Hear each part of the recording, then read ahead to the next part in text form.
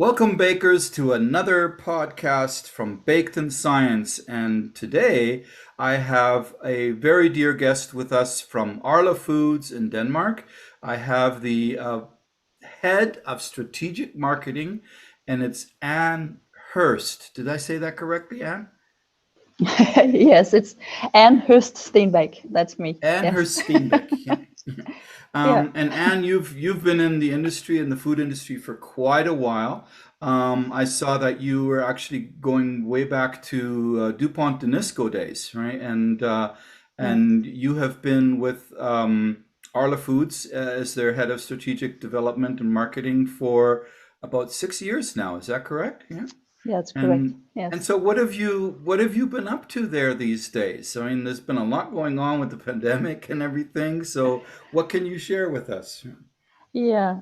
Well, actually, I think the pandemic has made us even more busy than we were before the pandemic, and the That's main always reason good for that news. is that, as I think for a lot of other business-to-business companies, Arla Foods Ingredients way of promoting was completely disrupted during the pandemic.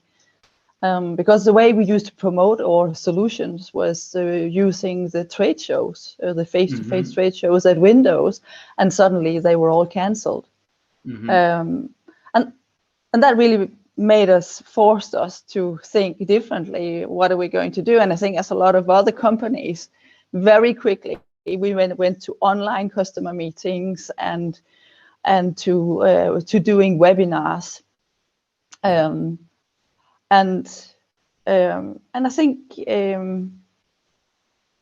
being in the middle of all that, of course, that made us a lot more busy because we had to rethink everything, and we had to consider, did we want to continue to book up for trade shows? Did we believe that they were going to happen or not? And then at the same time, we had to keep the schedule on doing these webinars to at least get some attention on the solutions we were launching. Mm-hmm.